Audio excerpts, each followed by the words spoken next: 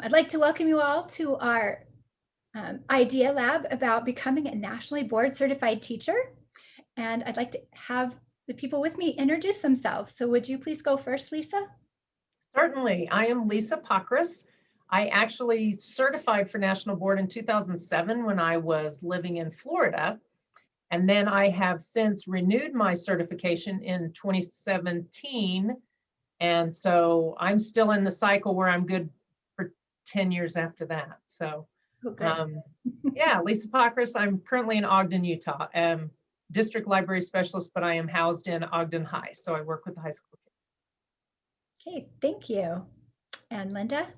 And my name is Linda Houtz, and I'm at Liberty Elementary School, the library technology teacher at Liberty Elementary School in the Salt Lake City School District. Excellent. That's awesome. So I really thank you for joining me today. And I'm Ann Writing. I am the past president and conference chair of UELMA 21, and I just certified in December. And I'm really excited to have reached that achievement. So we just have a series of questions that we thought we'd all answer so that we could share a little bit about National Board with you. So the first question is, why did you pursue becoming a Nationally Board Certified Teacher? And Linda, would you like to start this one? Okay, sure. I heard about it many years ago when I taught high school. I knew there were some teachers when I taught high school in Los Angeles, California, that were pursuing it. And I became interested, heard about it then.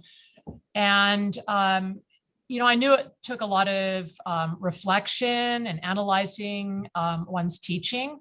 And that interested me because I've always said to myself that I'm not going to teach unless I feel that I am effective, you know, that I have some belief that I'm effective.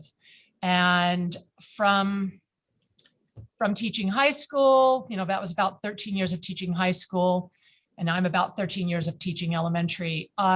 I always felt like the yearly evaluation that I got from, you know, my administrators was just not enough. I mean, it was usually back when I taught high school, they would step into the classroom and just take a look around for a few moments. And even if they saw a lesson, it still didn't feel like it was the right caliber of evaluation.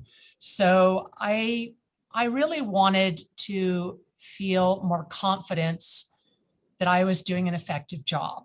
And so the National Board Certification process, I didn't pursue it until I moved here to Utah, when I had a time in my life that I felt I could focus more on, you know, really examining my teaching and going through the whole process. So when I did, I heard about it, it really seemed like a better way to evaluate myself. I mean, to have myself evaluate, to record myself on video and write and reflect, than a short 5 to 20 minute evaluation once or twice a year from an administrator. So I knew that, you know, what was involved there were certain basics that should exist in a classroom, but those often didn't require me to know my students very well, other than just to, you know, manage behavior. It really didn't show a very broad picture.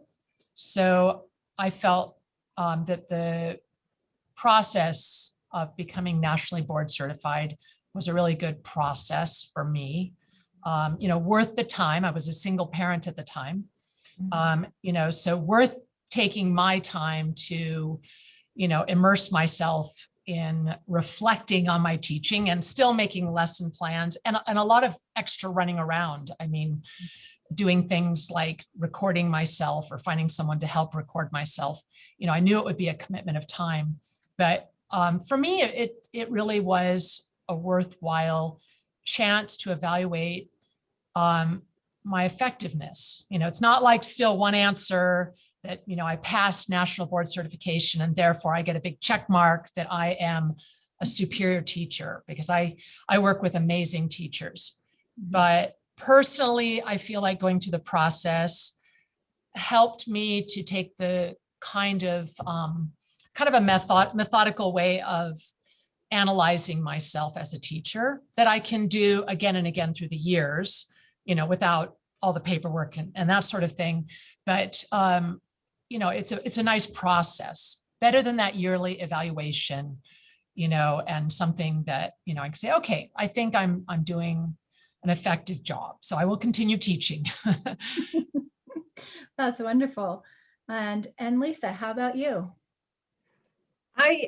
In Florida, they had I don't know if it was a big push, but they definitely gave a concerted effort to try to get as many teachers National Board Certified at the time.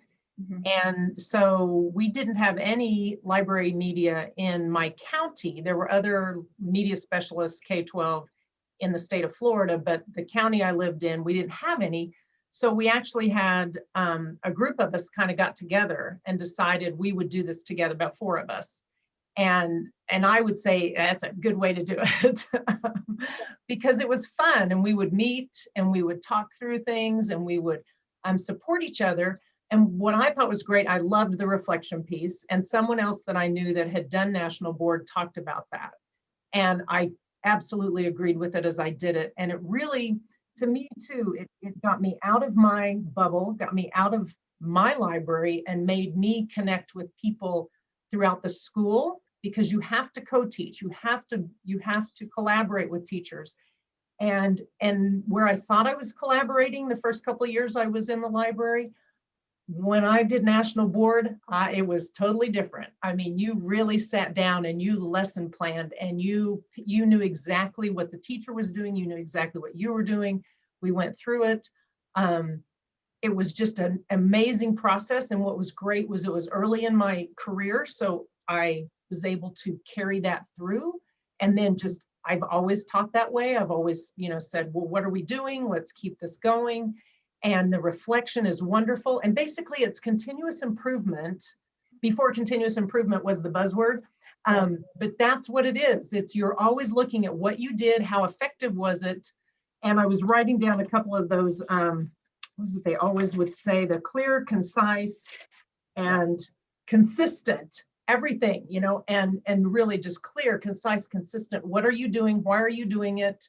What do students need to know? What do they need to learn? How are you going to make sure you've taught that? And it really just made everything, I felt, more impactful. And the videoing was great, because just little things, you can say, oh, I probably shouldn't do that anymore. Or, hey, that was pretty good, I should do that more often. And so it was, it just made you realize, hey, I'm doing okay here. And so I thought it was a great process. I was glad I did it with friends. We were able to study together before the test part of it, and that helped a lot too. So it's just good to have, and then other teachers that were going through it, they would come for advice and you'd go to them for advice. So it was just a great way to collaborate on multiple levels. And how about you, Anne? Well, I started the journey a long time ago. I didn't make it through the first time. I'm not 100% sure. I really want people to know that. I had the chance to do it with a great boss who I actually had a pretty good score as a generalist because of my position at the time. And my boss knew that he would be transitioning all of us into the library. And he says, you should do this under library. Well, I tried to do it for 2 years without my own library. And then when I did get a library, it was so overwhelming. I didn't have the opportunity to focus like I needed to. I'm not really good at focusing, but I did it this time. I loved the experience working with all of my teachers that I was collaborating with. And it started different projects that we continued and built upon. It was wonderful. It was hard. The videoing was hard. I had a hard time.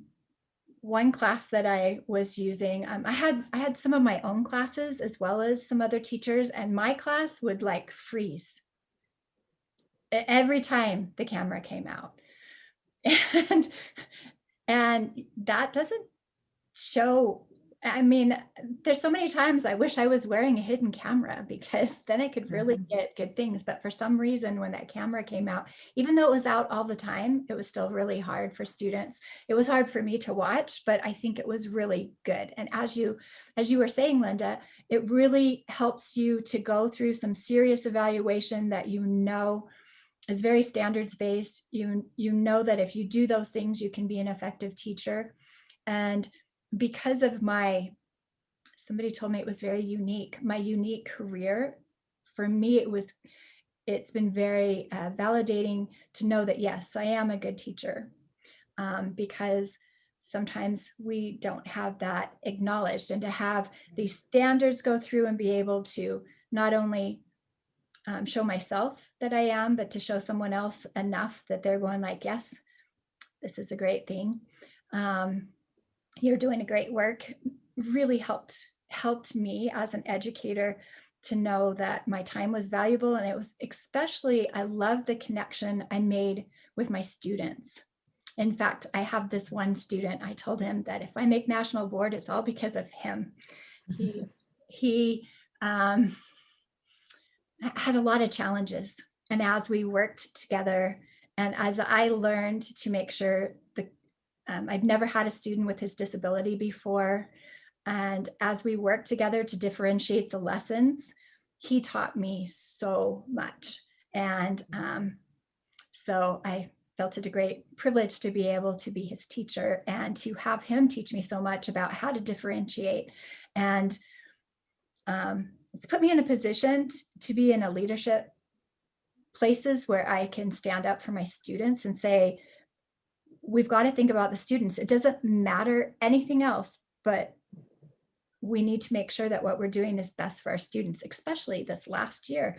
We've got to go, I don't care if we have to do, I don't care if we have to deliver whatever they need to their house, if that's what they need so that they can be good students. Of course, I do have a small county. I don't mind going to the reaches of the county. So to do whatever, I think National Board helped me do that. My original reason for even starting is that we kept having these job opportunities out of state, and I'm going like, how do I transfer my license? And I knew that I did enough research to realize that it would. So just one other thing I'd like us to just discuss is, what advice would we give someone considering national board? And I think you've already, both of you, said some things that are really important.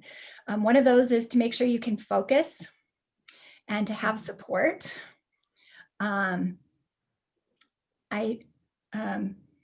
Today, I actually had the opportunity to talk with someone from National Board, and I'll be sharing that with you in a moment.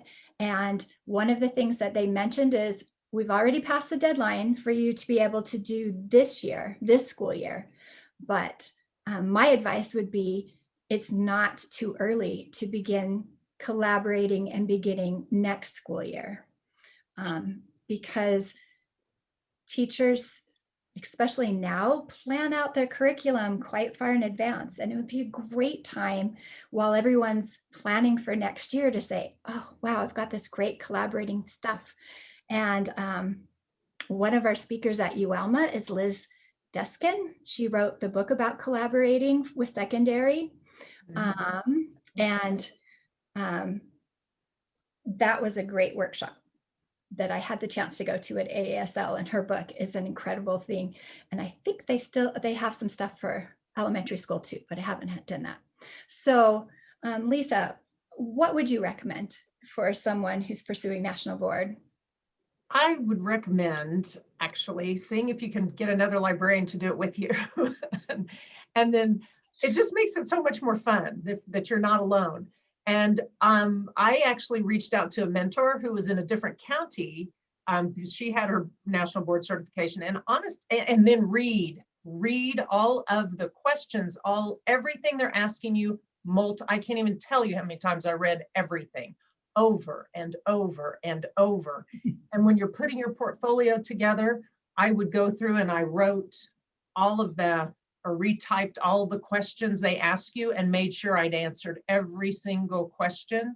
and kept that clear, concise, consistent in my mind all the time. But I just read and read and reread. You cannot reread those enough to just, there was so much just thinking and thinking about everything you're doing. And do start now, because I remember planning a family reading event, and then that was part of my portfolio. And it was we had the best time. It was so much fun. I got my principal was totally on board with helping as far as making it it was just a great event. And just reaching out, doing that community collaboration was fantastic. But you have to involve other people in it. And then start, just like Ann was saying, start talking to your teachers about great lessons you could do. And I just got my own camera and I set it up and just let it run like all the time. So I never knew which lesson I was gonna, and then it's like, oh, I think I'm gonna use that lesson. I mean, I had an idea, I had 2 or 3 different classes, but I'd have this great class and they were just doing great one day. And I even had the classroom teacher there to film it, and realized I never turned the camera on. So then I said, oh, let's start again. Well, then it ruined it, because the kids then knew what the questions were going to be. So then they tried to act all, and I thought, okay, next class, let's try again. And I think that it's a little different now. Like ours were like these uninterrupted 20 minutes of filming time. And you still have to do, I'm sorry. Yeah, and I don't remember what all the different changes were. I remember trying to look at it because I was trying to help someone else figure out if she wanted to do it or not. But it was a little different. I loved the technology piece. That one was a lot of fun. Even back when my technology, we used floppy disks, if you can believe it. Every kid had their own floppy disk. We were doing a research project and we went and got lab time. And then we'd do our research in the library and then go write it all up in the lab. It was kind of a lot of fun. Yeah. But just go through all that. I was trying to think, and then have those friends that you can study with. And you know what, even if you can't get anyone close, or even in Utah, there are people across the country that you can reach out to. And that would just be fun before those tests, just to kind of go over things. And with Zoom now, we're all so good at Zoom that, the world is shrinking. Yes. So there's a few things. What things do you have to offer to add, Linda? I could go on forever. No, okay, I'm not going to go on forever. But well, I used to have this scrawled on a folder that I had, and it was, because I know this, I do this, which results in this. And when we talk about being concise, I mean, there is not fluff in the writing. It has to be concise. And I feel like a lot of the education courses I've taken over the years, that there's been a lot of fluff where you can write some stuff, but this is very much about evidence. Like, I know this about my students, and so I do this, and it resulted in this. Maybe I'm watching the video or describing a lesson, and you are showing evidence. And I think what people pursuing National Board need to know, a couple things. One is that when you're scored on this, it's that there can be a complete terrible thing that happens during your lesson where you failed to, work with a student in the right way. But if you are acknowledging that in your writing, then that is respected. So your lesson does not have to be a perfect lesson or an original lesson, but you have to know why you're choosing that lesson, why you're doing it the way you're doing it, and be able to justify or explain and talk about what did happen in the lesson, whether you fell short in some place and that you see how you fell short. So they really want you to be able to have an ongoing sense of what is working. And if it's not working, to be self-aware and say, oh, I see this is not working and I know I can change it. And a big thing is, I'd say for library teachers, regular classroom teachers are, I hope, familiar with what used to be called the CUME folder, and now it's online, but like looking through the student records, I would recommend that if somebody is pursuing it in a specialist area, they get in the habit of looking up student information. So finding out about students with limited English, students who have a learning challenge, students who are gifted and how they are gifted, and start getting in the, the mind frame, how am I supporting those learners, even gifted learners? I mean, don't leave out the gifted learners. Like, how are you challenging them so that they are not left out of your lesson? And so that's a new thing. And, I'm not going to say out of 400 to 500 students that I'm always looking up their information, but I think since going through this process, I do reach out, and even today had a conversation with my administrator about how we can get teachers to share information about students that we, the specialists, should know when we're working with the kids to better support them.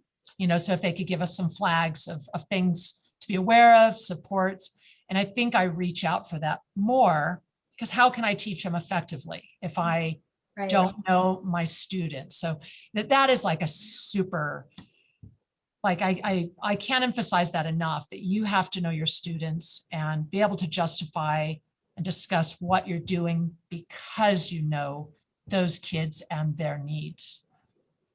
Exactly. Awesome. That is such a really great way to sum up. I was just thinking, I think both of you achieved national board with the old process. The new process is much shorter and more concise. I actually had that chance to do both. Yeah, it's really bad. The technology is much easier now. So there are 4 sections. There's the testing section, there's diversity, there is the teaching section, which that's where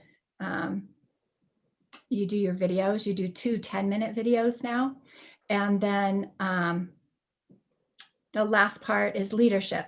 So those school-wide events, or even just small events, the things that you have to do to reach out to the community. And because you only have 10 minutes, it's amazing how quickly 10 minutes goes past on those videos. But those videos were such a challenge to me.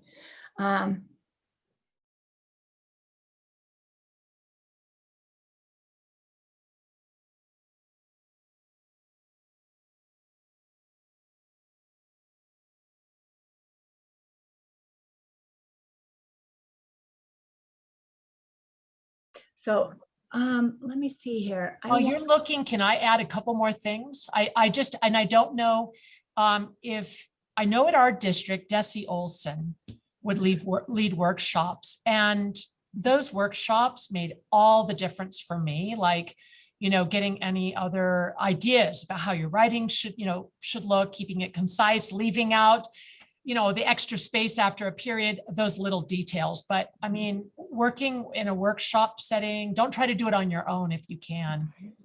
Yes. And also I was going to say, another great thing is, as a library specialist, I get a lot of classes to choose from. So you can choose those. You have a lot of opportunities to film yourself, maybe more than the regular classroom teacher. But you do have to get, this was the hardest part, the classroom teacher, each of the students to sign off on a permission. And so I courted my classroom teachers. I mean, during parent conferences, I made them little snack bags, and I said, thank you. And I had filled out as much of the writing, everything I could, the forms, so that when the parents came in, it was very easy for the parents to sign, because otherwise you can't film those kids. Well, and the hard part for me was the fact that about 30% of the parents would say no. And so here I was working with a classroom teacher where I was working with 2/3 of her class on camera, and we would have the others off camera. Right. Overdo it, get more, classes, get more Yes. teachers saying, yeah, you can use my class. I'll help you get the form signed, do it on parent night. I did many more classes, and I filmed some classes, and I'm like, oh, this is not the lessons I want to use. Right. So I still had time with other classes that had gotten enough approvals, Totally start first thing at the very beginning of the year, as soon as you feel like the students well enough too, because Otherwise, you run into testing and all that stuff that comes second semester. So you Yeah. want to try to start first semester for secondary or for elementary, especially because you have that little honeymoon period as being the specialist where they want to come in and learn with you. So lots of fun things. Hi, I'm Peggy Brookins. I'm a National Board Certified Teacher and President and CEO of the National Board. As you engage in the Utah Library Media Conference, I'm joining you to encourage you to consider National Board Certification. I know that as a media specialist, you have a big impact on students. National Board Certification will help you reflect on your work, help you focus on the highest standards in the field, and reinforce the fact that you are a teacher leader. Thanks for all you do, and please consider challenging yourself with National Board Certification.